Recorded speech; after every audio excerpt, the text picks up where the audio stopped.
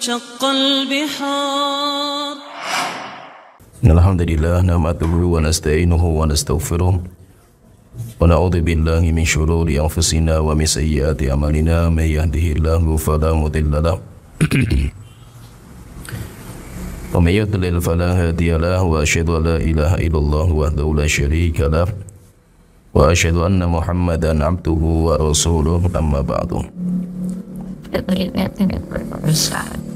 Kita melanjutkan kitab Syarh Sunnah yang ditulis oleh Imam Al-Muzani rahimahullah ta'ala, dan beliau selanjutnya membahas tentang beberapa masalah fikih, demikian juga beberapa masalah amal soleh.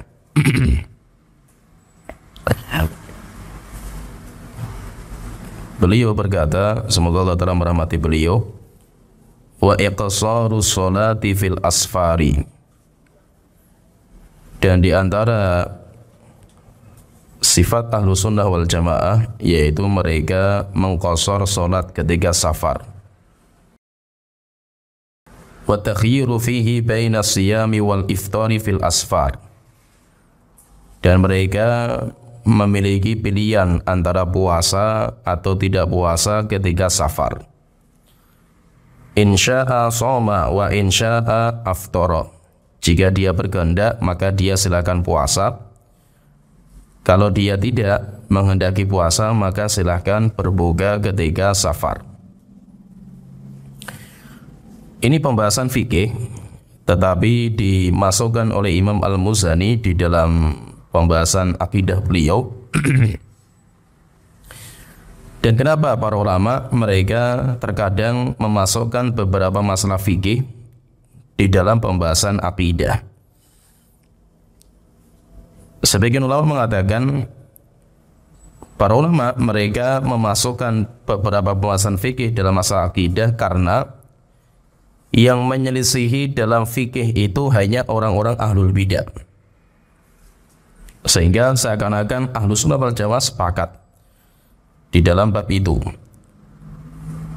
Tidak ada yang menyelisih masalah ini kecuali orang-orang ahlul bidah, sehingga tujuan para ulama menyebutkan beberapa masalah fikih tujuannya untuk membantah mereka, walaupun itu pembahasan fikih. Nah, itu kalau kita fahami nanti di kitab-kitab para ulama kita, di pembahasan kitab akidah itu juga nanti dibahas tentang beberapa masalah fikih, dibahas juga tentang masalah amal soleh, dibahas juga tentang masalah adat. Nanti beliau pun akan menyebutkan, akan menyinggung, nanti Imam Al-Muzani akan menyinggung, bahkan berkaitan dengan masalah kerjaan, demikian juga masalah muamalah, itu pun juga dibahas. Kenapa? Karena ahlu sunnah wal jamaah itu adalah manusia yang sempurna. Mereka bukan hanya kuat di dalam masalah keyakinan saja, tetapi mereka juga kuat dalam masalah keyakinan, masalah amal soleh, dan masalah muamalah dunia. Intinya di sini ada beberapa masalah fikih yang beliau bahas karena tidak ada yang menyelisih masalah ini kecuali orang-orang ahlul bidah. Yang pertama yang beliau sebutkan di sini tentang masalah mengqasar sholat ketika safar. Kemudian kedua tentang masalah puasa, boleh ketika dia itu sedang safar, boleh puasa dan boleh tidak berpuasa. Ini semuanya dua perkara ini masalah rukhsah, dinamakan dengan keringanan yang Allah Ta'ala berikan kepada kita. Dan kita perlu bersyukur kepada Allah Ta'ala ketika Allah menjadikan agama kita itu agama yang mudah. Tidak datang kesusahan kecuali akan datang kemudahan, sehingga agama kita itu mudah sekali. Allah Ta'ala alhamdulillah tidak membebankan kepada kita kecuali apa yang kita mampu, karena kita sudah berdoa dan doa kita dikabulkan sama Allah Ta'ala. Rabbana wala tuhammilna ma la taqata lana bih. Tuhanku, janganlah kau membebankan kepada kami sebuah syariat yang kami tidak bisa memikulnya. Dan Allah kabulkan, sehingga syariat Islam itu mudah. Jika kita merasa berat dalam menjalankan, maka pasti ada keringanan. Di antara keringanan yang Allah telah berikan kepada kita adalah ketika safar. Safar itu termasuk bagian dari azab. Sebagaimana Rasulullah bersabda, as-safaru qita'atun minal azab. Safar itu potongan azab. Sehingga ketika kita safar, kita merasa berat dalam aktivitas kita. Kita nggak seperti orang yang mukim. Nah itu ketika kita safar, alhamdulillah ada beberapa keringanan. Dalam masalah sholat diberikan keringanan untuk mengqashar. Di dalam masalah puasa kita diberikan keringanan untuk tidak berpuasa kalau kita memang memilih seperti itu. Dan itu semuanya keringanan dari Allah Ta'ala. Berkaitan dengan masalah sholat, nanti ada dua istilah yang itu berbeda, dua istilah itu. Yang pertama dinamakan dengan qashar, kemudian yang kedua dinamakan dengan jamak. Sehingga sering kita namakan jamak qashar. Jadi antara menjamak sholat dengan mengqashar sholat itu sama-sama keringanan, cuma itu berbeda. Kalau menjamak berkaitan dengan waktu, kalau mengqashar berkaitan dengan bilangan. Jadi semuanya keringanan, itu menjamak ya keringanan dari Allah Ta'ala. Kemudian juga qashar itu juga keringanan dari Allah Ta'ala, cuma berbeda. Kalau jamak itu berkaitan masalah waktu, pengerjaan sholat, sedangkan qashar itu berkaitan dengan bilangan. Kita menggabungkan dua sholat dalam satu waktu, nah itu dinamakan dengan menjamak. Bisa kita kerjakan di awal, dinamakan dengan jamak takdim. Misalkan sholat duhur sama asar dikerjakan di waktu asar, waktu duhur, itu namanya jamak takdim. Maghrib sama isya kita kerjakan di waktu maghrib, di waktu yang pertama, itu namanya jamak takdim.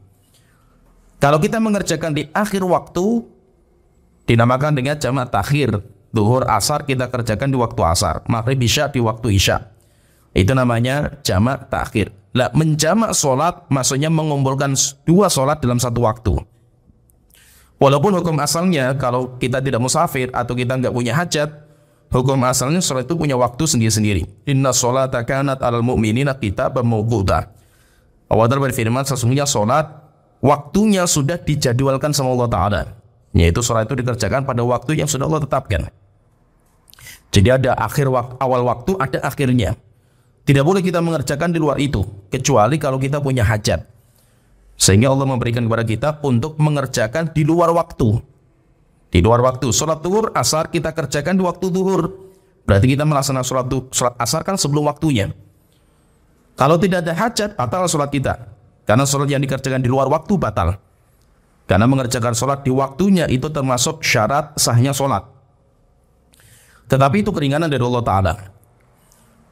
Nah, berkaitan dengan masalah jamak, kalau jamak itu keringanan bagi musafir dan non-musafir. Sehingga orang musafir boleh menjamak. Demikian juga orang-orang yang non-musafir, yang tidak safar, itu juga boleh menjamak. Seperti, misalkan Rasulullah pernah menjamak karena hujan. Rasulullah pernah menjamak karena hujan. Misalkan kita sholat maghrib, kemudian setelah itu hujan. Yaitu ketika kita sholat maghrib itu hujan. Setelah itu selesai sholat maghrib, muadzinnya qomat untuk sholat isya berjamaah, dan itu boleh, itu namanya jamak karena sebab hujan. Bahkan Abdullah bin Abbas mengatakan Rasulullah pernah menjamak sholat tanpa ada hajat, yaitu tidak punya hajat pada Rasulullah itu, tiba-tiba Rasulullah mengerjakan menjamak sholat. Maksudnya apa? Jamak itu boleh dikerjakan bagi orang musafir dan non musafir, itu namanya menjamak. Sedangkan qashar itu meringkas bilangan yang aslinya 4 menjadi 2. Berarti yang bisa diqashar itu hanya sholat yang bilangannya 4, duhur, asar, isya. Itu bisa kita qashar yang aslinya 4 rakaat menjadi 2 rakaat, itu namanya mengqashar sholat. Kalau mengqashar sholat itu keringanan bagi musafir saja. Selain musafir tidak boleh namanya mengqashar. Misalkan kita sakit parah, misalkan sampai kita masuk opnam di rumah sakit. Bagi kita yang sakit parah ini, boleh nggak kita itu menjamak? Boleh. Tapi yang paling terbaik itu namanya jamak suri, kata para ulama. Yang terbaik adalah jamak suri. Apa itu jamak suri? Itu seakan-akan menggabungkan 2 sholat, padahal dikerjakan pada waktunya masing-masing. Contohnya misalkan sholat duhur dikerjakan di waktu duhur tapi di akhir waktu. Sholat asar dikerjakan di waktu asar tapi di awal waktu, sehingga kita mengerjakan seakan-akan bareng. Sholat duhur dulu, setelah itu berakhir waktu duhur, masuk waktu asar. Setelah itu kita mengerjakan, itu namanya dinamakan dengan jamak suri. Ya, itu namanya jamak suri. Tapi kalau kita ingin mengerjakan sholat duhur asar di waktu awal duhur misalkan, nggak apa-apa. Boleh, bagi orang yang sakit boleh. Tapi kalau ingin mengqashar tidak dibolehkan. Kenapa? Karena qashar keringanan bagi musafir. Selain musafir tidak boleh mengqashar sholat. Misalkan kalau kita mau safar, kalau misalnya kita mau naik kereta jam 1 siang, kita mau safarnya jam 1 siang, kita sholat duhur karena nanti jam 1 berangkat dan perjalanan panjang. Ya, takutnya nanti sampai di tempat tujuan itu maghrib misalkan. Boleh nggak kita itu jamak qashar sholat duhur di situ langsung sholat asar? Boleh nggak sekalian kita jamak qashar? Makanya kita katakan boleh Anda untuk menjamak sholat duhur kemudian asar karena di jam 1 mau musafir boleh. Tapi kalau qashar tidak dibolehkan karena Anda belum musafir. Kalau Anda sudah safar, sudah keluar dari kota itu, sudah mulai perjalanan, baru boleh Anda itu untuk qashar. Jamak boleh, tapi qashar tidak boleh. Sehingga sholatnya duhur 4 rakaat, setelah itu langsung sholat asar 4 rakaat. Dan itu boleh, karena menjamak boleh bagi orang yang non musafir. Tapi kalau mengqashar tidak dibolehkan. Nah, jadi ini keringanan yang Allah telah berikan kepada kita bagi orang yang safar ketika sholat, yaitu diberikan keringanan untuk mengqashar. Jamak juga dibolehkan, jamak boleh. Dan mana nanti yang terbaik kalau kita itu safar, antara kita itu sholat jamak takdim atau takhir? Maka nanti kata ulama mengatakan, ini rincian mereka, jika safar kita itu kita mulai setelah masuknya waktu yang pertama, misalkan kita itu mau safarnya jam 1, kita mau safar, berarti sudah masuk jam pertama kan, duhur kan sudah masuk, jam 1 kan sudah masuk duhur, maka yang terbaik jamak takdim.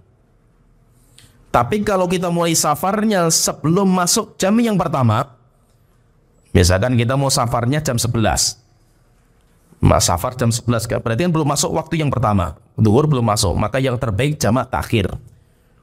Ini sebagian ulama nanti, ini masalah fikih semua, dan itu kalau perincian ini semuanya masalah khilafiyah. Tapi sepakat para ulama bahwa qashar sholat ketika safar itu boleh. Itu boleh, tetapi nanti pembahasan semuanya, rinciannya itu semuanya masalah khilafiyah. Seperti safar itu jaraknya pakai apa? Kalau banyak para ulama seperti Syekhul Islam dan yang lainnya mengatakan safar itu tidak ada jarak, tetapi standarnya adalah kebiasaan. Jadi orang misalkan orang sini, kita di sini mau ke Tegal, itu biasanya orang sini itu safar atau tidak? Kalau orang sini menganggap itu safar, ya berarti safar. Tapi banyak ulama yang mengatakan enggak, safar itu patokannya kilometer, jarak, bukan kebiasaan. Sehingga jaraknya berapa? Jaraknya 80 km lebih. Ini beliau mengatakan orang-orang yang mengatakan safar itu patokannya kebiasaan, itu kuat secara dalil, cuma susah secara penerapan. Apalagi zaman sekarang. Kenapa? Karena standar orang itu beda-beda. Orang musafir itu standarnya beda-beda. Orang yang biasa safar dari sini ke Tegal itu biasa, kayak bukan orang musafir karena dia sudah terbiasa. Tapi orang yang kampung nggak pernah safar, dari sini ke Tegal itu kayak safar yang berat, karena dia itu tidak pernah safar. Maka itu standarnya nggak bisa kalau seperti ini. Nah, itu yang terbaik kita tetapkan itu pakai jarak. Kalau kita itu jarak tempuh, jarak akhir kita itu 80 lebih kilometer, berarti kita namanya musafir. Tapi kalau kita itu kurang dari 80 km, dari sini kita buka misalkan mapnya, misalkan sekitar jaraknya itu misalkan 60 kilo atau 70 kilo, maka belum dinamakan musafir. Sehingga kalau itu jarak tempuh tujuan itu bukan safar, maka qashar nggak dibolehkan. Tapi menjamak boleh nggak? Boleh. Menjamak boleh. Misalkan kita di sini ke sini, kita mau ke Pemalang misalkan. Pemalang baru berapa kilometer gitu. Kita menjamak boleh nggak? Boleh. Kalau kita sedang ada hajat, boleh menjamak. Tetapi kalau kita itu mengqashar, tidak dibolehkan. Kenapa? Karena kita belum musafir. Jarak kita belum sampai 80 km, sehingga itu belum dinamakan musafir. Kemudian keringanan yang kedua yang Allah telah berikan bagi orang safar, yaitu diberikan pilihan antara puasa dengan tidak puasa. Silakan yang mau puasa ya silakan, yang tidak puasa ya silakan. Sebagaimana di dalam sebuah hadis dikeluarkan oleh Muslim dari Hamzah Al-Aslami radhiyallahu anhu, beliau bertanya kepada Rasulullah tentang puasa di waktu safar. Maka Rasulullah mengatakan kepada beliau, in syi'tas fasum wa in syi'ta fa'aftir. Kalau kamu mau silakan puasa, kalau kamu mau ya silakan berbuka, pilih antara puasa atau tidak puasa. Kemudian orang ini bertanya kepada Rasulullah, ya Rasulullah, ajidu bi quwwatan ala siyami fi safar. Ya Rasulullah, tapi saya memiliki kemampuan ya Rasulullah untuk puasa ketika safar. Fahal alayya junah, kalau saya paksakan diri saya untuk puasa, dosa enggak saya ya Rasulullah? Maka Rasulullah beliau bersabda, hiya rukhsatun minallah, yaitu ini semuanya keringanan dari Allah Ta'ala.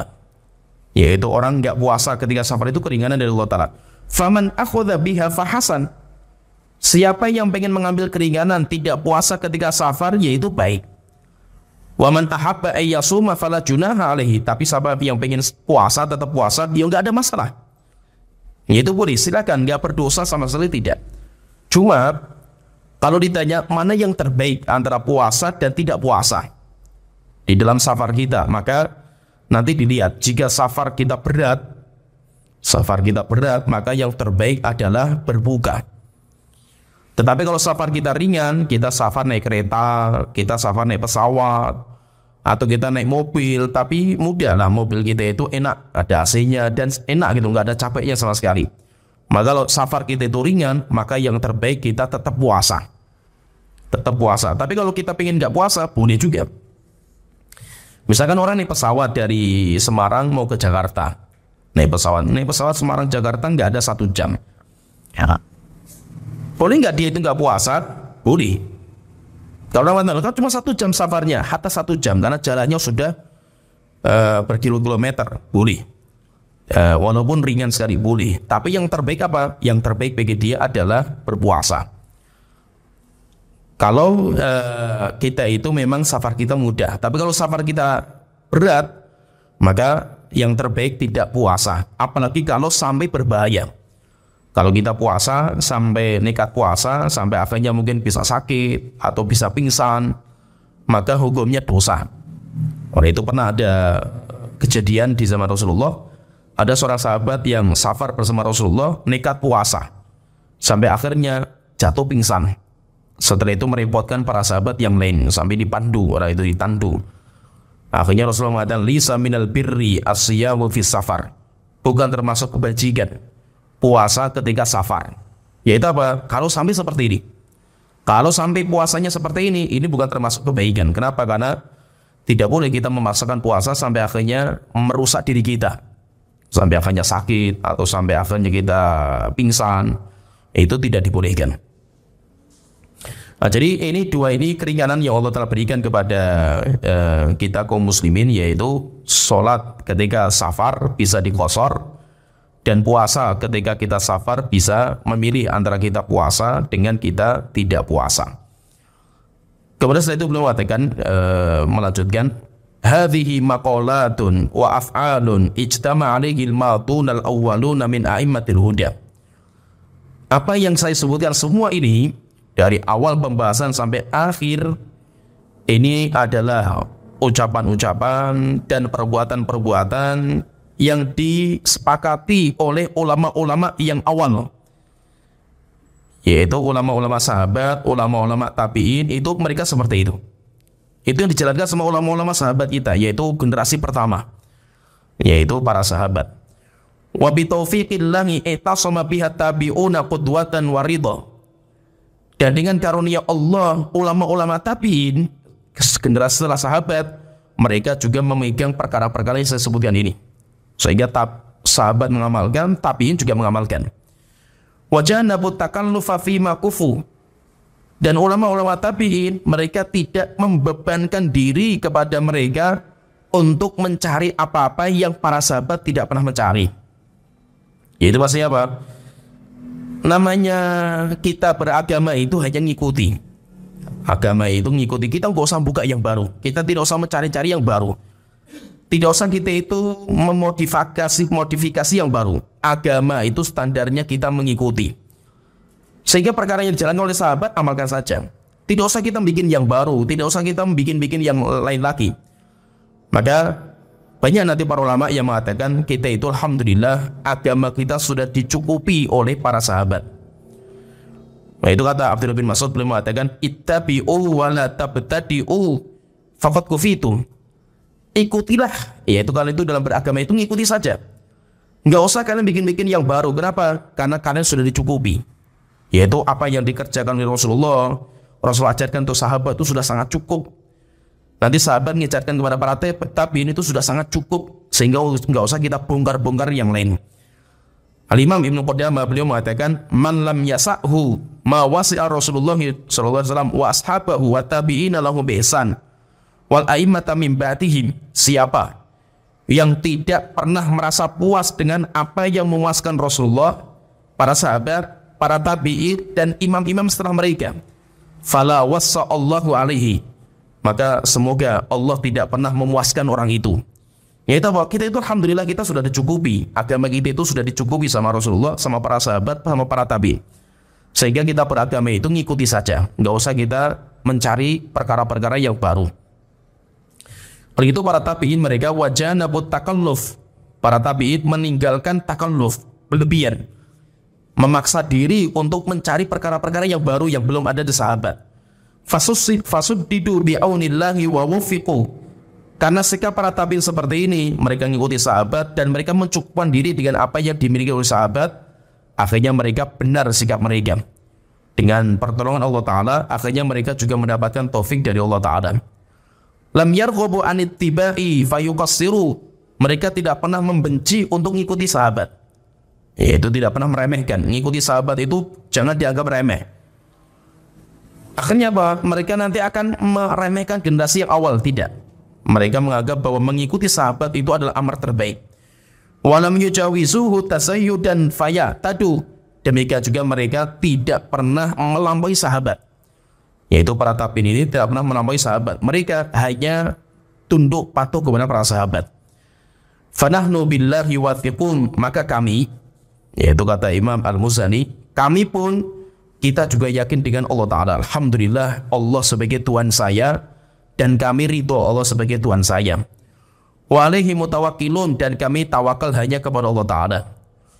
Yaitu kami ridho Allah sebagai Tuhan kami, dan kami ridho Nabi Muhammad sebagai Nabi kami, dan kami ridho agama Islam sebagai agama kami. Wa ilaihi fittiba'i atharihim rohibun. Maka kami juga ridho murid-murid Nabi Muhammad, para sahabat, para tabi'in, mereka sebagai standar kami yang akan kami jadikan suri toladan. Sehingga kita dalam beragama, agama kita itu dibangun di atas pengikutan, dibangun di atas tunduk patuh. Kita tidak beragama dibuka lipat-lipat, bebas sebebas-bebasnya. Maka kita itu bukan liberal. Kalau liberal kan pengennya bebas, tidak ada peraturan, bebas bebas-bebasnya. Kita beragama nggak seperti itu. Sehingga kan liberal itu nggak laris di kita, itu nggak diterima. Kenapa nggak diterima? Karena beda antara Islam yang artinya tunduk patuh dengan liberal yang artinya bebas sebebas-bebasnya. Kan nggak mungkin.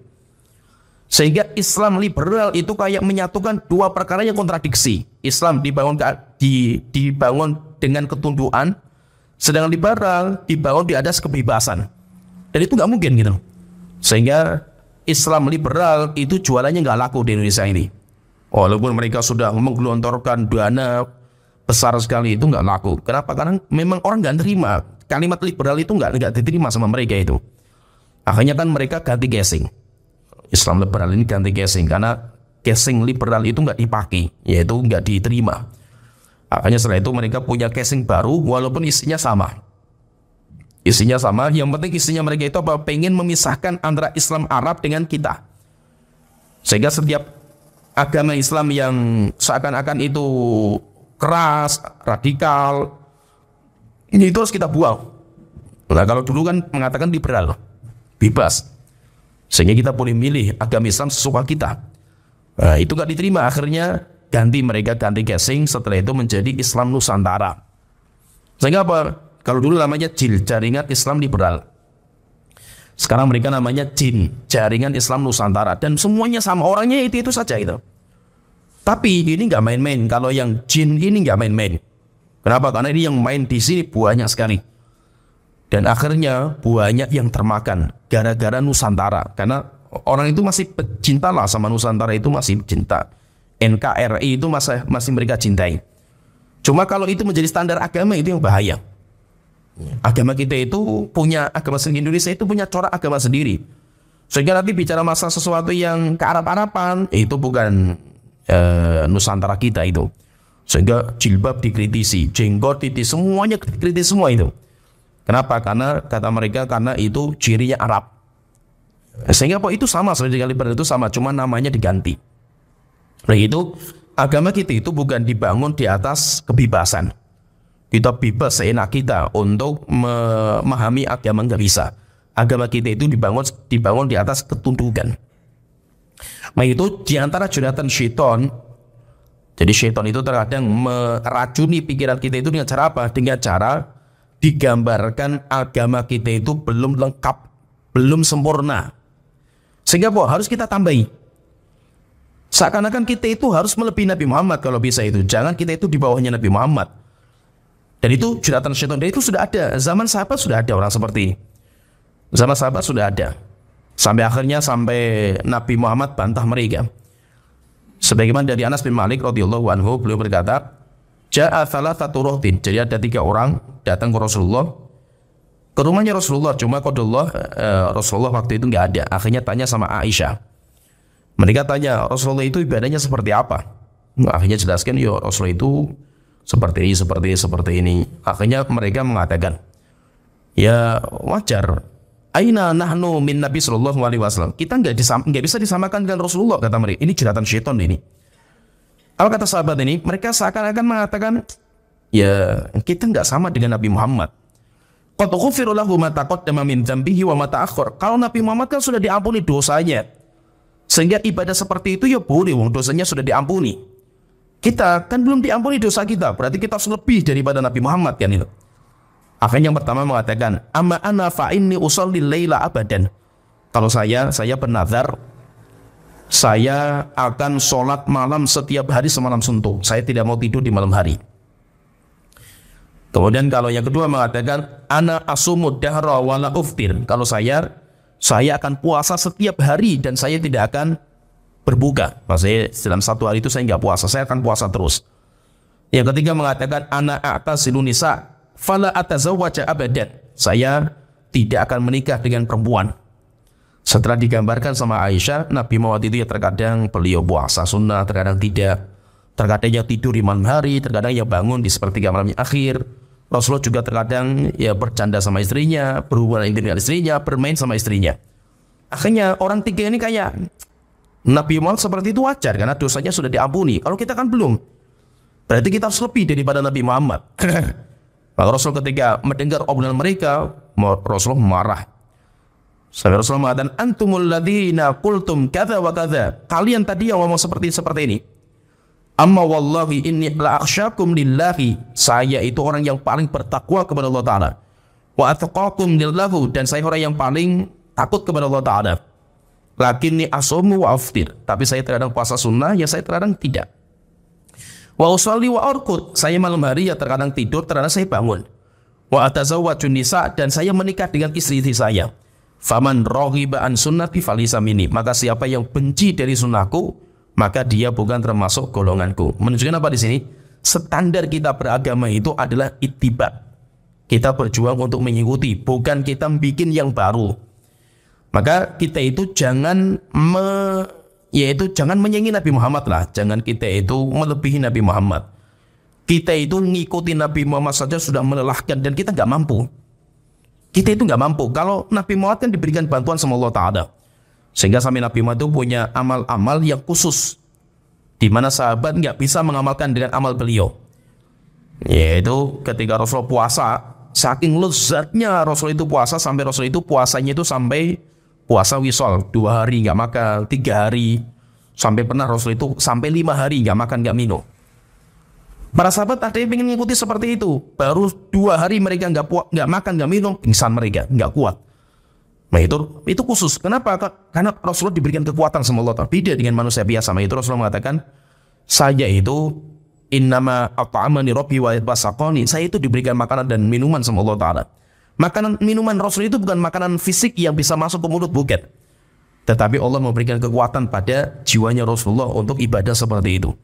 Ada seorang sahabat yang dia itu pernah cerita, saya pernah malam hari sholat bersama Rasulullah sampai saya itu punya niatan jelek saya. Akhirnya ditanya, apa niat kamu? Dia mengatakan, saya pengen tinggalkan Rasulullah sendirian. Nah kenapa? Nggak kuat saya sholat di belakang Rasulullah. Akhirnya ditanya, lu kenapa?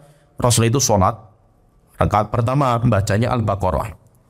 Saya berharap mungkin 100 ayat Rasulullah rukuk ini selesai itu. Lanjut terus sampai selesai. Al-Baqarah selesai, lanjut ke An-Nisa. An-Nisa selesai sampai ke Ali Imran, 3 surat paling panjang dalam Al-Quran. Sekitar 5 juz lebih lah itu. Itu dalam 1 rakaat, 1 berdiri. Sehingga saya nggak mampu saya ini. Maka itu apa? Beda. Kita nggak bisa melebihi Rasulullah, nggak bisa. Maka itu melebihi Rasulullah, keinginan untuk lebih daripada Rasul itu jeratan syaitan itu. Itu jeratan syaitan. Maka itu perlu kita bangun dalam keyakinan kita, kewajiban kita itu ittiba semampu kita. Kita mampu ittiba saja sudah luar biasa. Kita ngikuti beliau saja sudah luar biasa kita itu. Nggak usah kita bikin-bikin yang baru, kita buka-buka yang baru. Kenapa? Karena kita menyibukkan diri untuk mengamalkan sunnahnya Rasulullah itu sudah sangat melelahkan. Dan belum tentu kita mampu gitu loh. Belum tentu kita, apalagi kita menambah-nambah sesuatu yang tidak pernah disyariatkan oleh Nabi kita. Itu Nabi kita itu sayang sekali sama kita. Pada Rasulullah itu ketika sholat tarawih berjamaah di masjid, hari pertama banyak. Hari yang kedua, malam kedua lebih banyak. Meludak masjid. Hari yang ketiga sampai di jalan-jalan. Hari yang keempat Rasulullah nggak keluar. Rasulullah tidak keluar ke masjid. Ditunggu oleh para sahabat, Rasulullah nggak keluar. Maka besoknya ditanya, ya Rasulullah, kita nunggu engkau tadi malam, kenapa Anda nggak keluar? Maksudnya ada masalah apa? Rasulullah katakan, nggak ada masalah. Saya pun juga ingin keluar sendiri, sholat bersama kalian. Tapi saya takut kalau sholat tarawih diwajibkan sama Allah Ta'ala. Rasulullah itu sayang sekali, sehingga Rasulullah sering minta keringanan.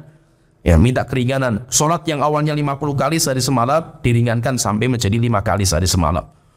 Diringankan. Rasul sering minta seperti kenapa? Karena Rasul melihat umatnya itu nggak mampu. Nah itu kewajiban kita itu ittiba. Kita bukan membuat yang baru. Maka itu alhamdulillah Nabi Muhammad sudah mencukupi kita, para sahabat juga sudah mencukupi kita, demikian juga para tabi'in juga sudah mencukupi kita. Maka tinggal kita ngikuti mereka saja sekuat tenaga.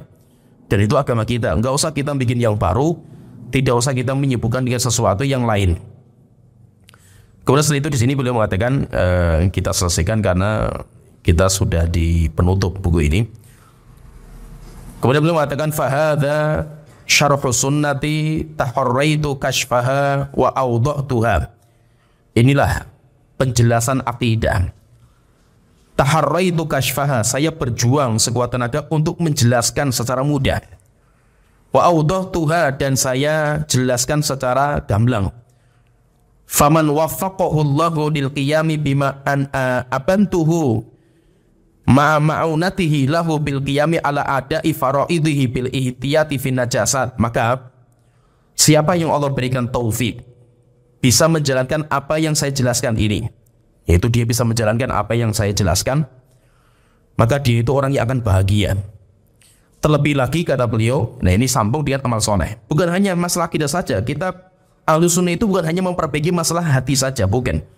Masalah keyakinan, bukan. Tapi setelah itu beliau mengatakan, terlebih ketika dia sudah benar akidahnya, akidah yang kita jelaskan dia amalkan, dia yakini, dan dia sudah benar akidahnya itu. Setelah itu dia tambah lagi dengan menjalankan kewajiban yang Allah wajibkan terhadap dia. Yaitu apa? Setelah itu dia mengamalkan kewajiban. Apa yang Allah wajibkan? Bil ihtiyati fin najasat. Yaitu diantara yang Allah wajibkan apa? Yaitu diwajibkan bagi kita untuk membersihkan diri kita dari najis. Berarti apa? Ahlussunnah itu walaupun dia itu kuat akidahnya, tapi Ahlussunnah itu hidupnya bersih. Sehingga apa? Ahlussunnah itu bersih. Jangan sampai ada najis dalam badannya, najis dalam pakaiannya, najis dalam tempatnya, dalam ibadah. Ahlussunnah itu bersih. Maka karakter Ahlussunnah itu apa? Hidupnya mereka itu bersih. Itu Ahlussunnah wal Jamaah. Kalau mereka itu akidahnya benar tapi kotor, yaitu orangnya itu kotor kayak nggak mau perhatian kebersihan, maka dia bukan Ahlussunnah. Ahlussunnah itu nggak seperti itu karakternya. Ahlussunnah itu bersih, pakaiannya bersih, kita berjuang untuk berpakaian yang baik. Demikian juga rumah kita itu berjuang untuk kita bersihkan. Demikian juga tidak ada najis. Kita seperti itu. Orang Muslim itu seperti itu. Orang Muslim itu seperti itu. Nah, itu ketika Rasulullah pernah bersama para sahabat, malaikat Jibril datang kepada Nabi Muhammad dalam posisi fisik beliau itu pakai pakaian bajunya putih sekali, rambutnya hitam sekali kayak baru disisir, kasih minyak. Baunya wangi sekali sampai kita itu bingung, ini siapa ini? Orang nggak dikenal tapi baunya kok seperti ini, itu kayak bukan orang musafir. Itu menjelaskan bahwa sifat seorang Muslim itu seperti itu. Dia menjaga penampilan. Seorang Muslim itu menjaga penampilan, jangan pakainya kusut. Kan banyak kayak gitu, pakainya kusut. Wah, ini sunnah itu loh. Sunnahnya siapa kan itu? Ya, misalkan kalau sunnah itu pakainya harus kusut, nggak setrika, kemudian harus kusut. Kan banyak orang kayak gitu. Apalagi yang salafi yang garis, bukan garis lurus lagi, garisnya kayak pelang listrik gitu. Semuanya salafi sejati cuma dia itu. Kita lihat kadang bajunya, masya Allah itu kusut sekali itu. Pakai jubahnya kusut kan itu, nggak disetrika, kemudian semacam-macam lah, baunya juga nggak sedap. Wah, ini salafi itu kayak gini tuh. Salafi apanya Anda itu kan itu? Salafi nggak seperti itu. Ahlussunnah itu nggak seperti. Ahlussunnah itu bersih. Ahlussunnah itu, Rasulullah itu kalau berpakaian itu bersih sekali Rasulullah, dan wangi baunya beliau itu. Itulah Ahlussunnah wal Jamaah. Nah, itu beliau katakan, jika orang itu bersih akidahnya, dia itu secara akidah sudah sempurna. Setelah itu dia melanjutkan lagi untuk membersihkan dirinya dari najis.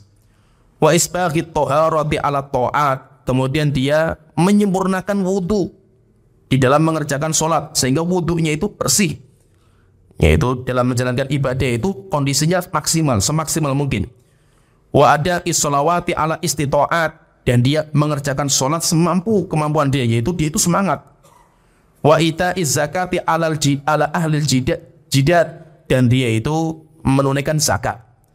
Wal haji ala ahlil jiddati wal istita'at, dan menjalankan ibadah haji. Wasyami syahri li ahlil sehat, dan berpuasa. Ini namanya Ahlussunnah. Ahlussunnah itu akidahnya baik, demikian juga sholatnya ya baik, puasanya ya baik, zakat yang diwajibkan bagi dia ditunaikan.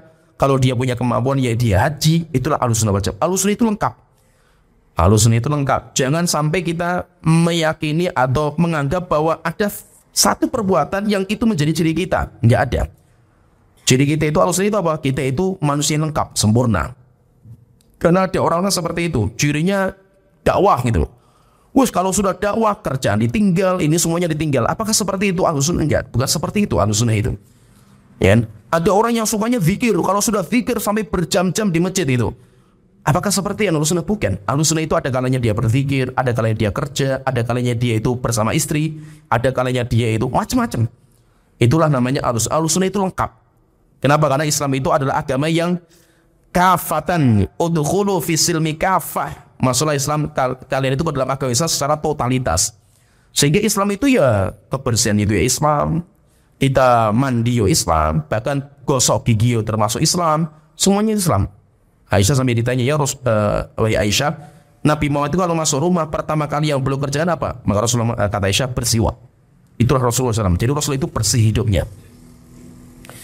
Wa khamsu salawatin sannaha Rasulullah sallallahu alaihi wasallam min ba'di salawat.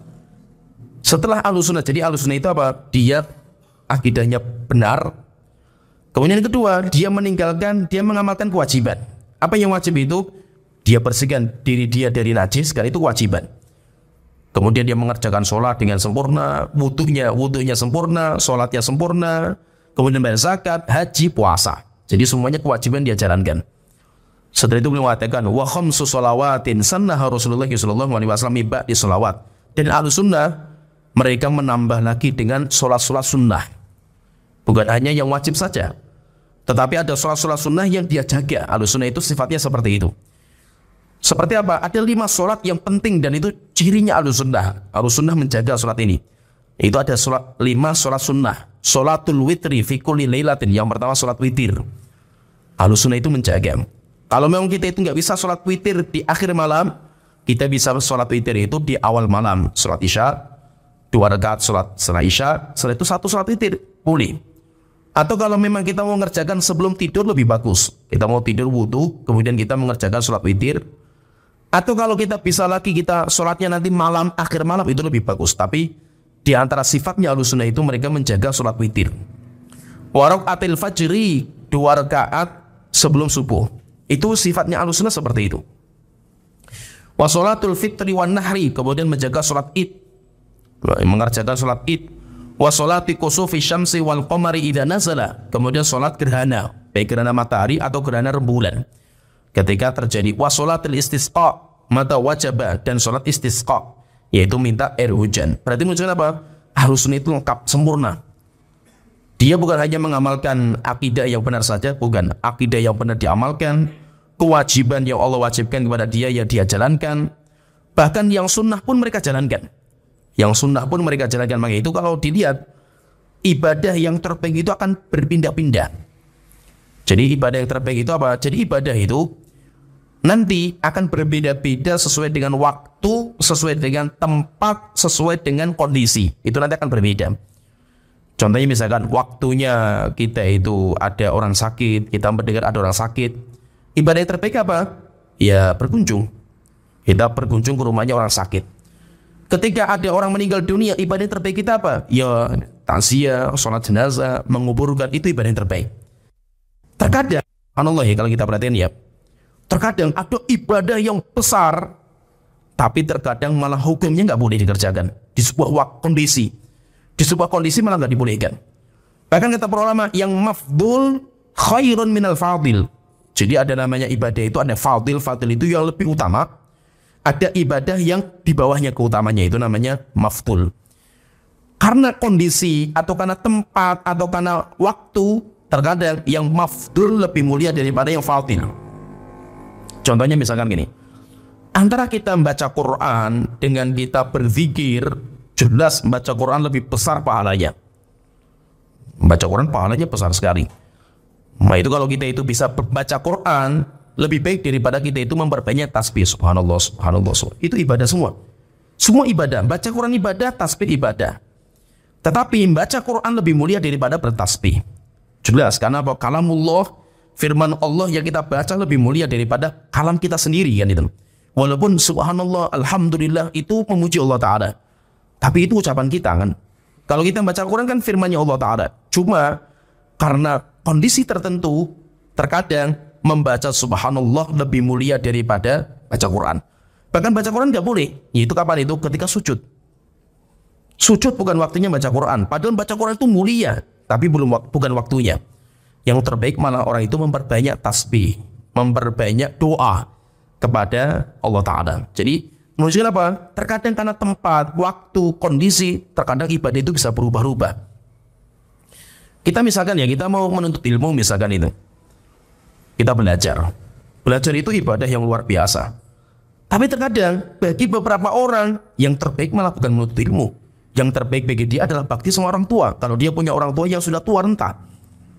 Kan? Jihad ibadah yang luar biasa. Tapi terkadang ada ibadah yang lebih daripada jihad bagi seseorang tertentu, yaitu siapa? Ketika ada orang yang dia itu punya orang tua tidak ada yang merawatnya. Nah itu ketika ada seorang yang pengen berjihad, datang kepada Umar bin Khattab, mengatakan, Umar, saya mau daftar jihad, tapi saya tinggalkan bapak dan ibu saya menangis. Kenapa? Karena tidak ada yang bisa merawat mereka, kecuali saya anak satu-satunya. Bapak dan ibu saya sudah tua renta. Maka beliau mengatakan, irji ilaihima. Sudah, kamu sekarang pulang. Kamu gak usah jihad. Fadhahikuhuma kama abkaitahuma. Buat mereka tertawa sebagaimana kamu telah membuat mereka menangis gara-gara kamu berangkat jihad. Pulang kamu sekarang. Sehingga apa? Kondisi itu beda-beda. Ada kalanya yang terbaik itu malah kerja, cari nafkah. Bahkan yang terbaik itu malah tidur. Bahkan ada yang terbaik itu malah makan. Bahkan yang terbaik malah hubungan intim. Itu semuanya beda-beda kondisinya itu.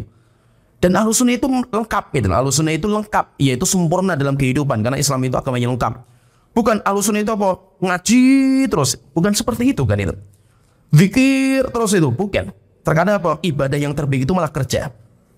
Ibadah yang terbaik itu malah tidur kita. Ibadah yang terbaik, jadi itu akan ada semuanya itu. Semuanya itu ada. Maka itu Ahlussunnah itu lengkap. Dia memperbaiki keyakinan dia Dia juga memperbaiki kewajiban dia, sholatnya, puasanya. Bahkan dia juga memperbaiki tentang amal-amal sunnahnya. Itu pun juga diperbaiki. Kenapa? Ahlus sunnah itu lengkap. Karena kita diperintahkan masuk Islam. Udkhulu fi silmi kafatan. Masuklah kalian ke dalam agama Islam secara totalitas. Ya, kita lanjutkan. Ya, Ahlus sunnah wal jamaah, dia adalah orang yang memperbaiki keyakinan dia, keimanan dia, akidah dia. Dia juga terus memperbaiki tentang kewajiban yang Allah wajibkan kepada dia. Dan dia juga berusaha untuk memperbaiki ibadah-ibadah yang sunnah. Kemudian setelah itu beliau mengatakan wajtinabul maharimi. Dan ahlu sunnah juga mereka berjuang untuk meninggalkan sesuatu yang Allah haramkan. Jadi perkara-perkara yang haram mereka berjuang untuk mereka tinggalkan. Wal ihtirazu minan namimati wal kadhibi wal ghibati wal baghi bi ghairil haqqi. Maka ahlu sunnah wal jamaah mereka menjauhi namimah, mengadu domba, wal kadhibi, dusta, wal ghibati, ghibah, wal baghi bi ghairil haqq, dan menzalimi orang lain tanpa alasan yang benar, wa an yuqala 'ala Allahi ma la ya'lam, dan tidak berbicara di atas agama Allah dengan sesuatu yang dia tidak ketahui. Kullu hadza kabairu muharramatun. Semua perkara ini adalah dosa besar dan semuanya adalah perkara yang diharamkan. Jadi masalah yang berikutnya di antara karakter Ahlus sunnah, sifatnya Ahlus sunnah itu mereka juga berjuang untuk membersihkan dirinya dari sesuatu yang Allah haramkan. Apa yang Allah haramkan banyak sekali. Yang Allah haramkan dari lisan, yang Allah haramkan dari mata, dari tangan, dari apa saja. Yang beliau sebutkan di sini di antara perkara yang beliau sebutkan, yang pertama namimah. Perkara yang diharamkan dan Ahlus sunnah berjuang untuk meninggalkan. Perkara itu yang pertama namimah. Namimah itu mengadu domba. Apa itu namimah itu? Namimah itu adalah naqlu kalamin li ghayatil ifsad. Menukilkan ucapan orang dengan tujuan untuk merusak. Itu namanya namimah. Dan yang dinukilkan itu kalimat yang benar. Jadi kalimat yang dinukilkan itu benar. Ucapan si A misalkan itu. Saya ngobrol dengan si A ngomong sesuatu dan memang si A itu ngomong itu. Kemudian saya nukilkan, saya sampaikan ucapan A ini kepada si B, tujuannya supaya terjadi kerusakan. Pecah hubungan antara si A dan si B misalkan. Nah, itu namanya namimah. Sehingga nanti ada beberapa itu beda-beda itu. Jadi kalau namimah itu tujuannya untuk merusak memang. Tujuannya untuk merusak walaupun benar. Walaupun benar, dan itu bahaya. Namimah ini bahaya sekali. Orang-orang seperti ini itu bahaya, harus kita hindari. Sampai kata Yahya bin Abi Katsir belum mengatakan yufsidun namamu fi sa'atin ma la yufsiduhu sahiru fi syahrin. Pelaku namimah dia bisa merusak masyarakat dalam 1 jam. Apa-apa yang tukang sihir saja dia bisa merusak sampai 1 bulan.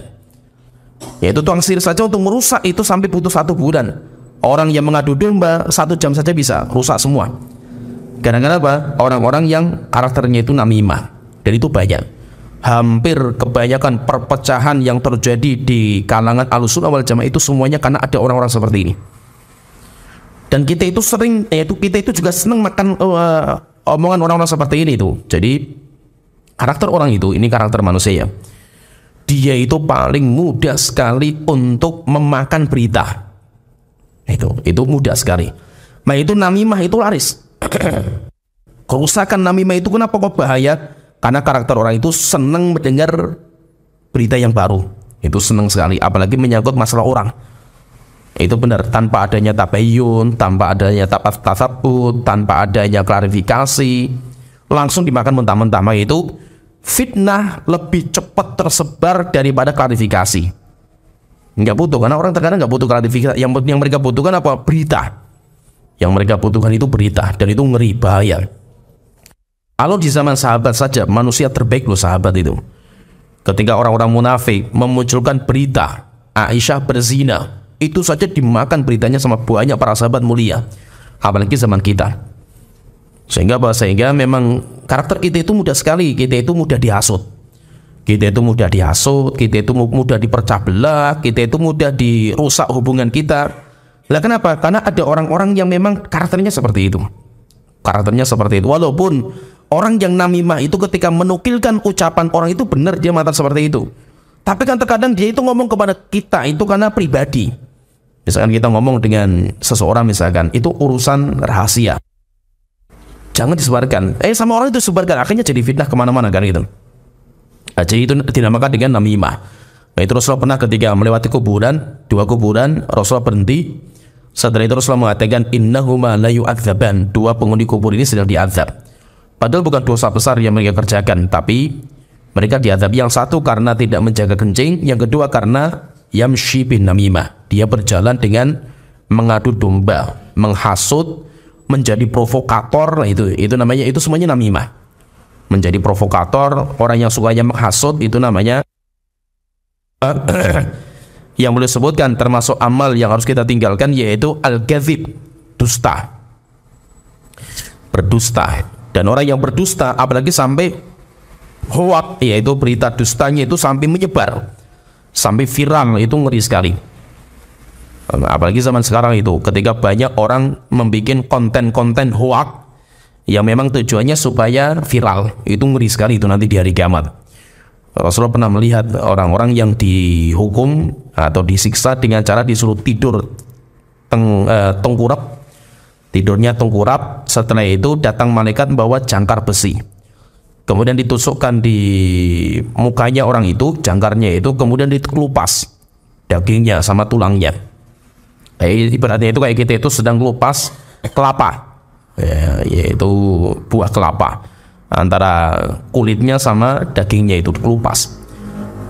Yang kanan sudah dikelupas, setelah itu pindah yang kiri. Kiri selesai, kanan sudah baik lagi, terus kelupas lagi.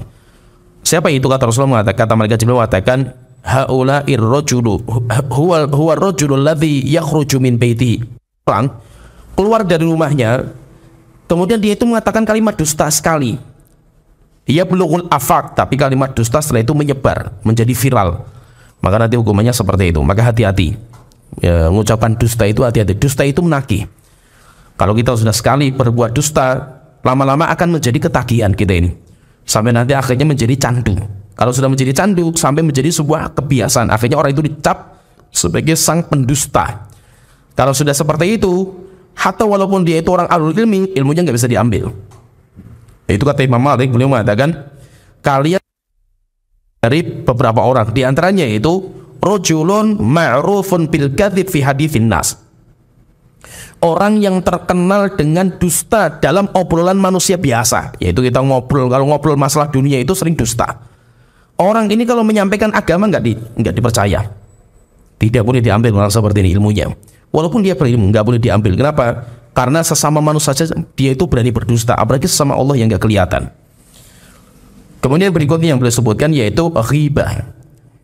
Yaitu ghibah. Ghibah itu apa? Ghibah itu menyebutkan aib seseorang, yang mana aib itu ada.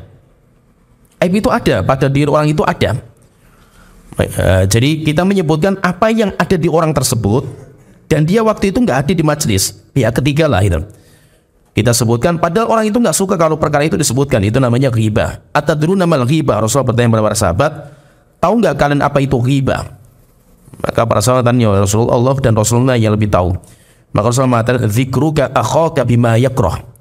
Kamu menyebutkan sesuatu tentang saudara kamu dengan apa yang dia itu nggak suka disebutkan, walaupun ada. Walaupun ada, itu namanya ghibah. Kalau itu nggak ada, namanya fitnah. Misalkan, si fulan itu, gini. Memang si fulan itu seperti itu, dan apa yang disebutkan itu ada semua itu. Itu namanya ghibah. Tapi kalau kita katakan, si fulan itu seperti, padahal dia nggak pernah berbuat seperti itu, itu namanya fitnah. Nah, jadi beda itu nanti antara ghibah dan fitnah itu beda. Kalau nanti beda lagi. Jadi tadi kita sebutkan ya ada namanya namimah, dusta, kemudian ghibah, kemudian fitnah. Ini semuanya beda semua ini. Ini semuanya beda. Saya menukilkan ucapan seseorang yang benar, memang orang itu ngomong seperti ini kepada orang lain, tujuannya untuk memecah belah di antara dua orang itu namanya namimah. Itu namanya namimah. Kalau saya mengatakan sesuatu yang dusta, yang itu nggak nyata, itu nggak benar, itu namanya dusta. Saya mensifati orang atau menjuluki seseorang, saya menyebutkan aibnya seseorang dan itu benar ada pada orang itu namanya ghibah. Saya menyebutkan tentang seseorang yang orang itu nggak berbuat seperti itu, tapi saya ceritakan padahal itu nggak ada. Nah, itu namanya fitnah. Itu namanya fitnah. Jadi kalau fitnah lebih parah lagi, fitnah ini. Fitnah itu lebih parah. Kita misalkan ngomong sama teman, oh si A itu gini. Padahal si A nggak pernah seperti itu. Itu bukan ghibah. Ghibah itu kalau itu benar. Itu benar itu ghibah. Kalau nggak benar itu namanya fitnah. Dan itu lebih parah, besar, lebih parah dosanya dan lebih besar dosanya daripada ghibah. Nah itu tidak semua yang berita yang kita dengar itu harus kita sampaikan. Nah itu Rasulullah mengatakan cukup sebagai cap pendusta bagi seseorang ayyuhadits bikulli ma sami'ah, ketika dia menyampaikan setiap yang dia dengar. Kita mendengar sesuatu dari si A, wow, sampaikan kepada si yang lain. Nanti si B ngomong lagi, langsung kita sampaikan. Nggak bisa. Jangan seperti itu. Kenapa? Belum tentu beritanya itu benar. Maka pertanyaan terus, bagaimana sikap kita kalau seandainya kita itu mendapatkan berita tentang seseorang dan dia itu orang muslim? Maka ada tahapan yang perlu kita jalankan. Yang pertama, tahapan yang pertama husnudzon. Ini yang pertama. Pertama kali kita mendengar berita miring tentang saudara kita sesama muslim, kita itu husnudzon dulu. Berbaik sangka. Jangan langsung suudzon. Suudzon itu bahaya. Berbaik sangka maksudnya apa? Ini teman akrab kita sih, masuk seperti nggak mungkin gitu loh. Nggak mungkin dia itu seperti itulah itu. Nggak mungkin. Jadi pertama yang kita kerjakan itu apa? Kita bantah dulu berita itu. Nggak mungkin gitu. Karena dia itu orang baik. Selama ini saya kenal dia itu orang baik. Nggak mungkin seperti itu kan itu. Ini yang pertama. Namanya husnudzon. Yang kedua yang kita kerjakan setelah itu apa? Tafabbut. Tasabbut itu apa? Mencari kebenaran berita yang otentik. Sumbernya dari mana ini? Misalkan ada orang cerita, kamu tahu nggak si fulan itu kayak gini. Ah nggak mungkin lah. Masa kita tahu selama ini dia baik kan? Itu namanya husnudzon. Itu namanya husnudzon. Husnudzon dulu. Jangan langsung, oh so kayak gini, oh berarti kurang ajar dia kan? Nah, itu. Jangan. Itu namanya suudzon. Tapi husnudzon dulu. Nggak mungkin lah gitu, seperti itu. Kamu dengar dari siapa kok kamu bisa ceritakan kayak ini? Oh saya itu dengar langsung, saya tadi ngomong sama dia kayak gitu loh. Kamu berani bersumpah nggak gitu? Saya berani, dia itu ngomong seperti itu. Nah itu namanya sumber berita. Kalau dia mengatakan enggak, saya dengar dari si A, saya datangi si A, saya diomongin sama si fulan, katanya kamu ngomong kalau si teman kita itu kayak gini. Oh enggak bener itu. Saya yang ngomong, tapi saya dengarnya dari si B. Nah saya datangi si B. Benar nggak kamu itu ngomong kalau teman kita itu beres? Oh enggak, itu nggak benar itu si C yang ngomong itu. Nanti ketika kita ada isi, oh nggak benar itu si A yang ngomong seperti bulat kok beritanya nih, kayak tali yang bulat itu. Siapa sih yang pertama kali ngomong itu siapa kan itu? Sumbernya siapa ini? Bulat nggak jelas, berarti kabar burung. Nggak jelas, nggak ada yang mau berani bertanggung jawab. Saya mendengar langsung dan saya siap bersumpah di hadapan Allah Ta'ala kalau saya mendengar apa. Kalau ada yang seperti ini ngomong jelas, itu namanya berita otentik. Tapi kalau nggak ada yang berani bertanggung jawab, orang kayak ya bahasa kasarnya gitu itu bau kentut, nggak ada yang ngaku kan itu. Semuanya ngelempar tuduhan semua. Itu nggak dipercaya. Ini berita burung semua lah itu. Saya apa? Kamu benar nggak dengar? Enggak, saya nggak dengar. Itu si B yang ngomong itu. Benar nggak sih? Enggak, si A yang ngomong itu, bukan saya gitu. Nggak jelas sih. Berarti apa? Berita kabar burung semuanya, nggak usah dipercaya. Itu namanya tasabbut. Jadi setelah husnudzon yang kedua kita tasabbut. Tasabbut itu mencari keotentikan berita. Siapa sih yang ngomong itu siapa gitu loh. Ya, kalau ada jelas dan sumbernya itu terpercaya, maka langkah ketiga setelah kita tasabbut yang ketiga baru kita tabayyun. Tabayyun itu apa? Kita tanya langsung kepada yang tertuduh. Datang kepada orang itu, Van, saya mendengar berita otentik, beritanya sudah jelas, tidak ada keraguan bahwasanya engkau itu berbuat seperti ini. Benar nggak? Jadi benar dulu. Pertanyaan benar nggak? Nah, dia mengatakan iya, berita itu benar.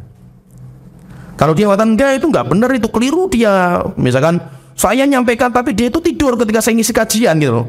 Ya, dengar sudah kajian terakhir wes itu, akhirnya dengar cuma sepotong-potong itu. Enggak benar, saya nggak ngomong seperti itu. Yang saya ngomongkan itu kayak gini. Berarti keliru lah dia. Berarti pembawa beritanya itu yang jadi masalah gitu. Karena kebanyakan kita itu kan kalau membawa berita itu kan bukan berita yang dihafal.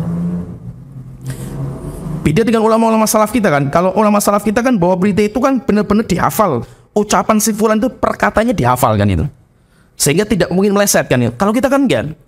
Kalau kita kan misalkan ngomongnya panjang lebar, intinya itu dia itu seperti. Intinya itu kan kamu, pemahaman kamu kan belum tentu dia memahami kayak gitu kan itu loh.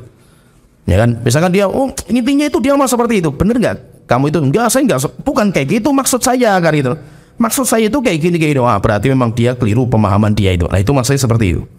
Kalau memang benar sekarang, oke, kalau dia benar, maka setelah itu yang ke berarti berapa ini? Husnudzon, kemudian tasabbut, kemudian tabayyun. Setelah ini kita baru memberikan udzur. Dengan cara apa?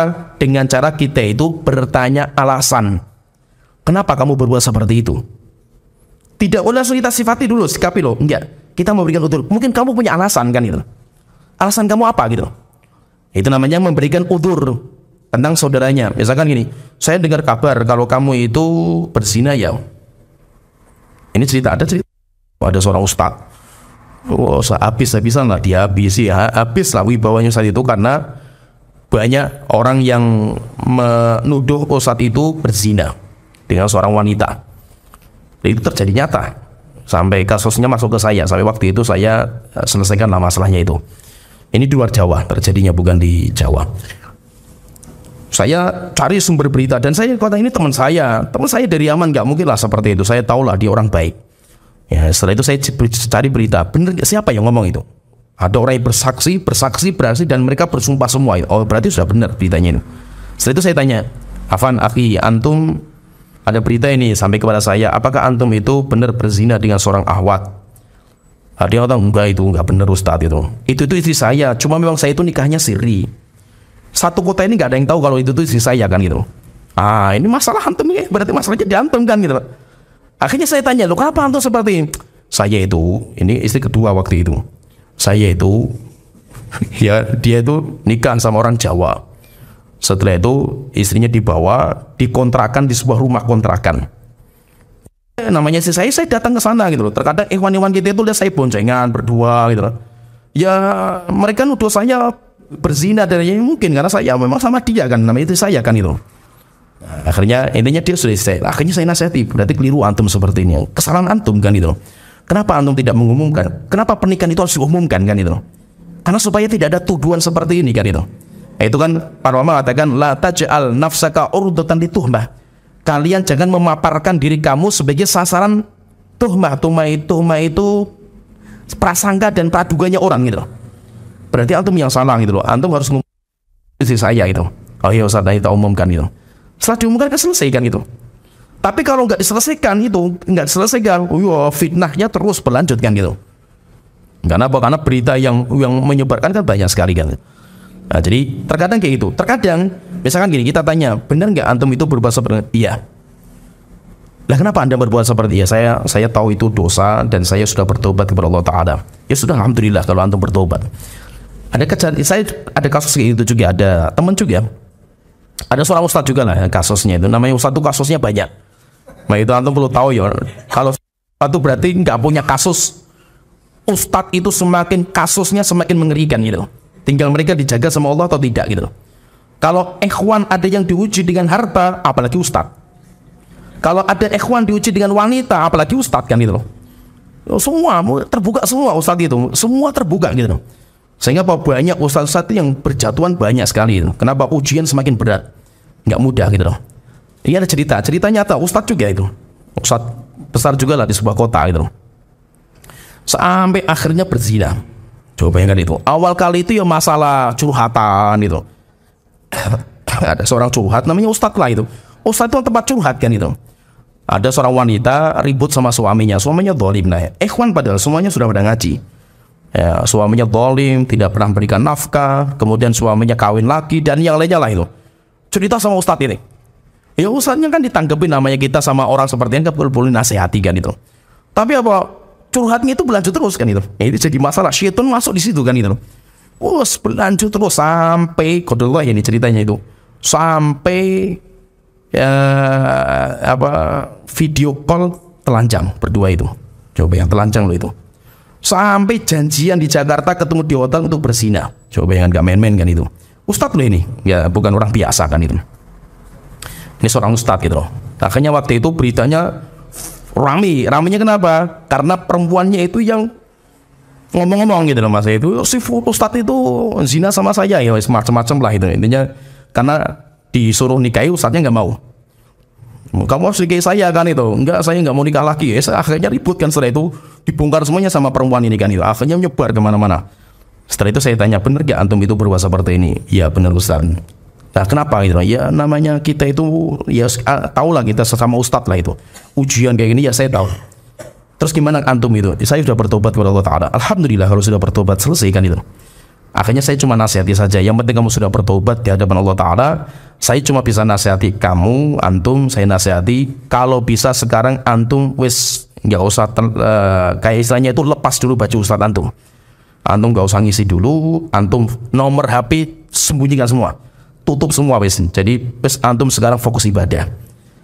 Nanti Allah kan ada cara sendiri, Allah nanti akan membersihkan nama antum. Tapi kalau sekarang antum berjuang untuk membersihkan, semakin hancur nama antum. Wes nanti biarkan Allah punya cara sendiri. Akhirnya pada waktu itu dia menerima nasihat saya lah. Akhirnya dia pindah dari tempat itu, dia pindah ke tempat yang lebih pedalaman lagi lah itu. Di sana semua nomor HP tutup semua kecuali nomor HP saya. Jadi dia itu di HP-nya itu cuma nomornya istri dia sama saya saja itu. Sehingga kalau saya telepon masih bisa, tapi kalau orang lain telepon enggak semuanya. Jadi dia punya nomor baru yang di situ yang tahu ya saya sama istrinya tahu. Selain itu nggak ada yang tahu nomor baru itu. Setelah itu ya alhamdulillah berubah drastis lah. Dia mulai bertobat, dia mulai meninggalkan semua itu. Alhamdulillah setelah itu apa? Allah punya cara sendiri untuk mengangkat derajatnya orang ini. Sampai akhirnya apa? Setelah itu bisa bikin pondok sendiri. Setelah itu kajiannya ramai setelah itu. Awal kali habis kajian itu. Sampai ikhwan ahwat nggak ada yang ngaji sama dia itu. Ya seperti itu kan itu. Ya memang itu dosa. Tapi kan namanya manusia, siapa yang selamat dari seperti itu kan itu. Jadi maksudnya itu kita itu kalau mendengar berita ini harus kita kerjakan ini. Yaitu kita husnudon dulu. Setelah itu kita tasabut. Setelah itu kita tabayyun. Setelah itu kita memberikan udzur. Kamu punya alasan apa gitu. Alasan seperti kalau sudah punya alasan, setelah itu kita terima alasannya, kemudian setelah itu kita nasihati. Nah itu selesai, tugas kita selesai itu. Kalau kita itu bisa menjalankan seperti ini, nikmat sebenarnya kita itu. Tidak ada seorang pun yang kita dolimi di hadapan Allah Ta'ala. Tapi kalau kita mendengar berita langsung kita ikut menyebarkan, ini pahami ya, belum tentu benar beritanya. Kalaupun benar, belum tentu seperti itu. Kalaupun memang seperti itu, belum tentu dia itu nggak punya alasan. Mungkin dia punya alasan yang itu, dengan alasan itu dia itu mungkin kitanya yang salahkan gitu karena dia itu benar. Atau kalau memang tidak ada alasan, mungkin dia sudah bertobat. Coba misalkan kita mau menyebarkan aib orang muslim, dia sudah bertobat kepada Allah Ta'ala dengan taubat yang nasuh. Terus mau apa kita sebarkan kan gitu. Ya, ibaratnya apa? Kita menyebarkan aibnya seorang muslim yang dia sudah berlepas diri dari dosa itu. Kenapa? Allah saja sudah mengampuni dosanya kan gitu. Dengan taubatnya dia. Kalau seandainya Allah saja Maha Pemaaf, seorang berbuat dosa besar, dia datang kepada Allah, Allah saja maafkan. Kenapa kalau kita nggak bisa memaafkan? Padahal orang itu nggak berbuat dosa sama kita kan gitu. Kecuali kalau dia dosanya sama kita kan gitu. Orang itu berzina misalkan sama seorang wanita, urusannya antum apa kan gitu. Wong antum nggak punya urusan juga kan. Kecuali kalau antum yang dizinai kan gitu. Ya kan? Antum yang berbuat lain ini, antum nggak ada urusan, ngapain antum itu nggak bisa terima gitu. Masa itu tidak bisa memaafkan, tidak. Ini jadi masalah ini antum nggak ada urusan kan antum kan gitu. Nah, terkadang ikhwan-ikhwan kita itu seperti itu. Masa itu soal perhatian gitu loh terhadap masalah-masalah yang nggak ada urusan bagi dia kan gitu. Nah itu apa? Cara kata para ulama ya, cara supaya kita itu nggak punya beban. Ya cara supaya kita itu nggak ada beban nanti di hari kiamat. Yaitu beban apa? Beban dari orang-orang ini yang kita dolimi itu dengan cara apa? Nggak usah istilahnya itu istilahnya apa ya bahasanya itu ya, kita itu harus tahu lah gitu, kepo lah gitu. Kita itu nggak usah terlalu kepo lah dengan masalah-masalah yang itu bukan masalah kita kan gitu. Bisa dipahami ya? Ini ada masalah misalkan, Ustadz ini gini, urusannya antum apa kan gitu. Antum nggak ada urusan juga, ngapain antum kepo dalam masalah ini? Wes itu yang punya hajat saja lah, saya nggak punya hajat juga kan gitu. Kecuali kalau menyangkut diri saya, menyangkut keluarga saya lah, saya perlu saya selesaikan. Tapi kalau ini nggak ada urusan dengan saya, udah nggak usah terlalu kepo lah kita itu. Dan nggak usah terlalu sok seneng berita-berita gitu Mas itu. Oh saya harus tahu ini. Harus tahu apa kan itu. Itu nggak penting juga antum kan itu. Antum tahu dan nggak tahu pun nggak penting bagi antum. Mas itu apa manfaatnya itu. Maka nggak usah sok kepo atau sok harus tahu, sok harus peduli, nggak usah gitu. Bagi kita itu jadi orang itu wes kayak sesuatu ini yang bukan menyangkut diri kita, ya saya nggak terlalu peduli lah gitu. Ya, kecuali kalau kita itu ada urusan di situ harus kita selesaikan. Maka hati-hati, tidak semua berita itu harus kita telan mentah-mentah. Terus bagaimana caranya? Kita banyak belajar. Kita itu banyak belajar untuk menahan berita. Banyak masalah-masalah itu yang sampai ke saya, cuma ya alhamdulillah masih kalau kita sudah sering latihan, terkadang istri saya pun nggak tahu. Istri saya itu nggak tahu. Saya itu ya. Terkadang teman akrab saya yang bersama saya pun nggak tahu. Bagi saya itu terkadang ya cerita itu. Terkadang istri saya itu kalau di rumah cerita, oh kamu tahu nggak si fulan itu ini. Udah selesai ya bisa. Wah, nah perempuan kan nggak, kamu itu ya udah ceritain nggak, komentar nggak apa itu. Saya itu tahu lebih banyak daripada kamu itu. Apa yang kamu ceritakan itu, kamu itu cuma 10%. Saya punya 100% berita itu. Cuma saya nggak mau cerita gitu. Oh, terus apa cerita? Saya nggak mau cerita gitu. Saya mau istirahat di rumah, saya mau tidur, mau istirahat saya itu. Jadi apa? Nggak usah terlalu kepo dan nggak usah harus ceritakan semuanya kita ketahui itu kepada orang kan gitu. Ini kan biarkanlah kalau kita tahu sesuatu itu saya simpan untuk diri saya. Kenapa? Manfaatnya apa saya sampaikan kan itu. Kecuali kalau ada manfaat yang perlu saya sampaikan, ini saya sampaikan. Kenapa? Karena itu sesuatu yang kita itu harus memiliki solusi. Tapi kalau nggak penting ngapain kita sampaikan kan itu. Nah itu apa? Kita itu ya harus bersikap seperti itu. Tidak semua berita harus kita sebarkan, walaupun benar berita itu. Dan tidak usah kita itu sok jagoan yang harus menyelesaikan semua gitu. Kecuali kalau kita itu memang bisa menyelesaikan. Oleh itu nggak usah tipu, nggak usah harus sok tahu, harus tahu, itu nggak penting bagi kita. Maka wes kita itu cara biar kita itu selamat itu apa? Sibukkan dengan kewajiban kita masing-masing. Ya, sesuatu yang nggak ada kaitan dengan kita wes itu urusan. Misalkan pemerintah menetapkan tentang masalah-masalah itu urusan pemerintah, bukan urusan kita itu. Antum ngobrol pun manfaatnya apa kan itu? Jadi kan nggak ada manfaat, jadi malah. Kemudian setelah itu beliau mengatakan wal baghi bi ghairil haq, di antara perbuatan yang harus kita jauhi yaitu jangan jangan melampaui batas, menzalimi orang sampai melampaui batas. Yaitu maksudnya apa? Kalau kita itu dizalimi, ya sudah, kalau mau sabar alhamdulillah. Kalau bisa memanfaatkan lebih hebat lagi. Tapi kalau membalas, balas.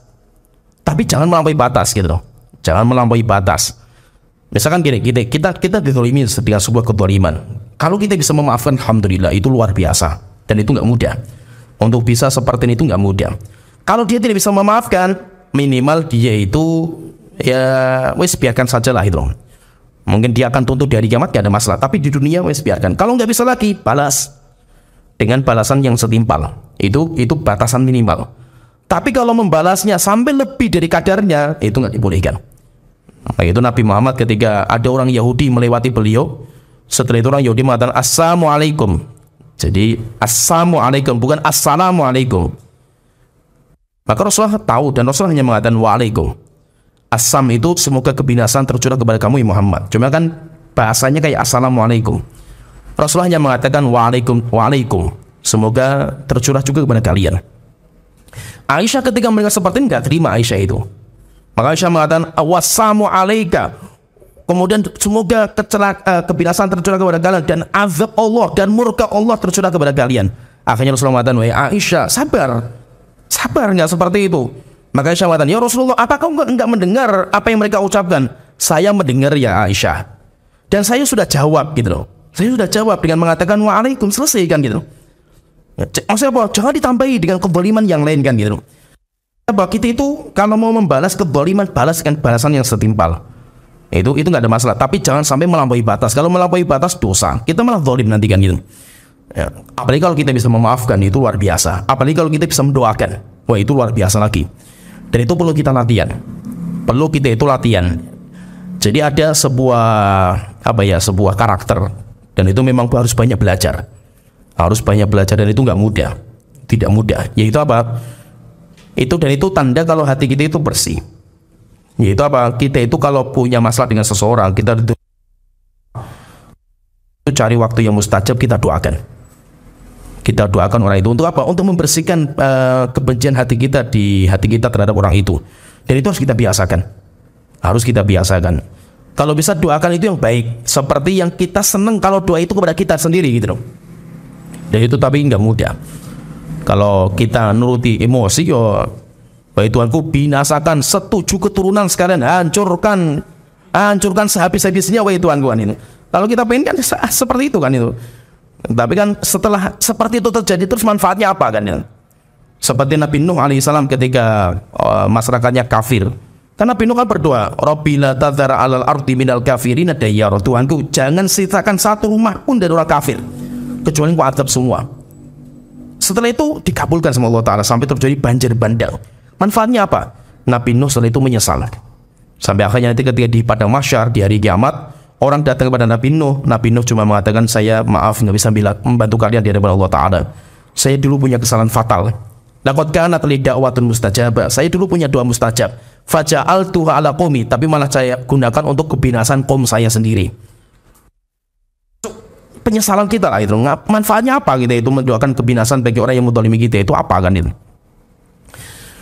Kemudian selanjutnya beliau mengatakan wa an yuqalu 'alallahi ma la ya'lam. Jangan berbicara di dalam agama Allah sesuatu yang kita nggak tahu. Kalau kita tidak tahu itu ya sudahlah, kita itu terus terang saja kita akan wallahu alam dalam masalah ini. Dan kita harus belajar seperti itu. Dan kita itu harus belajar apa? Yang penting itu kita itu belajar mengenal diri kita. Itu penting sekali itu. Maka itu ada sebuah doa bagus sekali, rahimallahu imra'an arafa qadra nafsi. Semoga Allah merahmati seseorang yang tahu kadar dirinya. Jadi mengenal diri sendiri itu sudah luar biasa. Saya itu siapa sih itu? Kalau antum orang yang berilmu, sampaikan ilmu kan itu. Sampaikan kan gitu. Kalau antum itu nggak berilmu, yuk akui kalau kamu itu nggak berilmu. Terus apa kewajiban antum? Yuk belajar, duduk, diam saja, nggak usah banyak komentar kan gitu. Masalahnya di kita itu sekarang apa? Yang paling banyak komentar, yang paling bodoh gitu loh. Yang apalagi di media sosial itu semuanya jadi ustadz karbitan semua kan gitu. Semuanya jadi ustadzah semua gitu. Jadi masalah kan seperti ini. Ributnya sesama orang bodoh itu kalau sudah kalah debat, kalah akal menyokol mereka itu. Debat di media sosial kalah, di alam nyata pukul-pukulan mereka kan gitu. Kan orang awam gitu. Terus kewajiban orang awam itu diam saja, nggak usah banyak komentar. Apalagi dalam masalah agama Allah Ta'ala. Diam saja, belajar. Biasanya memang orang itu kalau belum belajar, dia itu nggak tahu kalau dirinya bodoh. Kapan dia itu akan tahu kalau dia bodoh? Kalau dia sudah belajar yang benar. Belajar yang benar. Coba belajar Al-Quran. Coba belajar itu ada tartibnya lah. Al-Quran dulu, setelah itu bahasa Arab. Ini. Kita kalau sudah masuk Al-Quran, Masya Allah rupanya saya itu bodoh sekali ya. Baca Al-Fatihah saja salah-salah saya itu selama ini kan itu. Oh rupanya saya itu bodoh kan itu. Setelah selesai Al-Quran, Masya Allah suruh tasrifan itu. Doroba ya beribu doribun, susah sekali. Goblok rupanya saya itu, baru sadar itu. Coba kalau kita kajian selama ini kan, kita kajiannya cuma jibing selama ini kan gitu. Wah stop, saya ahlu sunnah, salafi sejati saya ini kan itu. Yang lain semuanya ahlul bidah semua kan itu. Ya karena antum itu kayak kata dalam kemurung, antum belum keluar gitu. Coba keluar lah gitu. Uji dulu keilmuan antum itu seberapa kan itu. Nah itu jangan sembarangan bicara di dalam agama Allah itu, jangan sembarangan. Kalau kita itu punya ilmu, pertanggungjawabkan ilmu kita dengan kita ajarkan. Tapi kalau kita itu belum yakin dengan ilmu kita, dan memang kita itu menghadapi orang-orang yang bodoh tapi sok tahu itu tidak ada cara kecuali diam. Kecuali diam. Maka itu menghadapi orang-orang yang seperti ini dia ngalah saja. Istilahnya kita melawan orang gila itu diam. Cara terbaik melawan orang gila itu diam. Kalau kita ikut komentar melawan orang gila, ya berarti kita itu lebih gila daripada orang gila kan itu. Maksudnya kita, maka itu Imam Syafi'i mengatakan tidak ada satu orang pun yang bisa mengalahkan saya dalam debat kecuali satu orang. Saya itu orang bodoh. Saya debat sama orang bodoh, kalau saya bantah itu ya berarti saya goblok sekali kan. Orang bodoh kan diladeni kan itu. Orang bodoh itu didiamkan saja. Kemudian setelah itu beliau mengatakan kita selesaikan tinggal sedikit. Kemudian setelah itu beliau mengatakan bicarakan masalah yang lain. Beliau mengatakan wat taharri fil makasibi, dan Ahlussunnah juga hati-hati dalam bekerja. Jangan sampai jatuh dalam pekerjaan yang haram. Wal mata'im, demikian juga dalam masalah makanan. Wal maharim, dan juga dalam masalah-masalah dosa. Wal masyarib, dalam masalah minuman. Wal malabis, pakaian. wajtinabu syahwat, dan Ahlussunnah meninggalkan syahwat. Fa innaha da'iyatun lirukubil muharramat, karena syahwat itu akan menjerumuskan kita kepada sesuatu. Faman ra'a haulal hima fa innahu yushiku yuwaqi al hima. Siapa yang dia mendekati perbatasan, yaitu sawah atau ladang, batasnya antara kita dengan orang sebelah, kita dekat ke situ ketika menggalak kambing, ditakutkan nanti kambing itu akan masuk ke ladangnya orang sebelah. Demikian juga seperti itu, kita mendekati sesuatu yang syubhat sampai akhirnya nanti kita jatuh pada sesuatu yang diharamkan. Faman yussira li hadza, setelah itu beliau katakan, kalau kita dimudahkan untuk semua ini semua, akidah kita beres, kewajiban kita beres, tinggalkan semua kita perbaiki, fa innahu minad dini alul huda, maka orang itu berada tegak di atas agama Islam. Wa minar rahmati ala roja, dan dia memiliki harapan kuat untuk mendapatkan rahmat Allah Ta'ala. Setelah itu beliau berdoa, waffaqanallahu wa iyyaka ila sabilihil aqwa, semoga Allah memberikan taufik kepada kami dan kepada engkau untuk meniti di atas jalan yang paling lurus. Wa bin mannihil jazilil aqdam, dan semoga Allah mengaruniakan kepada kita karunia yang terbaik. Wa jalalihil aliyil akram. Setelah itu selesai, setelah itu, karena ini surat, ini kan sebenarnya surat kan, sudah saya sebutkan bahwa kitab Syarhus Sunnah itu aslinya surat yang ditujukan bagi orang yang klarifikasi kepada beliau. Kenapa? Karena beliau Imam Al-Muzani dituduh akidahnya lafziyah, akidah yang menyimpang dalam masalah firman Allah, kalamullah. Akhirnya kan beliau menulis surat, karena kan ada orang yang menulis surat kepada beliau, akhirnya ditulis surat, ini jawaban terhadap tuduhan selama ini. Setelah itu terakhir beliau mengatakan, wassalamualaikum warahmatullahi wabarakatuh, semoga selamatan tercurah kepada kalian dan rahmat Allah dan barokahnya. Wa alaman qara alaina salam, dan kepada siapa saja yang mau mengucapkan salam kepada kami, wala yanalu salamullah bidhalin, dan keselamatan Allah tidak akan didapatkan sama orang-orang yang menyimpang. Walhamdulillahirabbil alamin, dan segala puji hanya milik Allah, Tuhan semesta alam. Alhamdulillah kita selesai kitab Syarhus Sunnah secara ringkas. Perjalanan panjang kita sudah kita selesaikan. Nanti mudah-mudahan di pertemuan berikutnya kita bisa masuk di kitab yang lain. Ya, sampai sini wa akhiru da'wana alhamdulillahirabbil alamin, sallallahu Muhammad wa ala alihi wa sahbihi ajmain.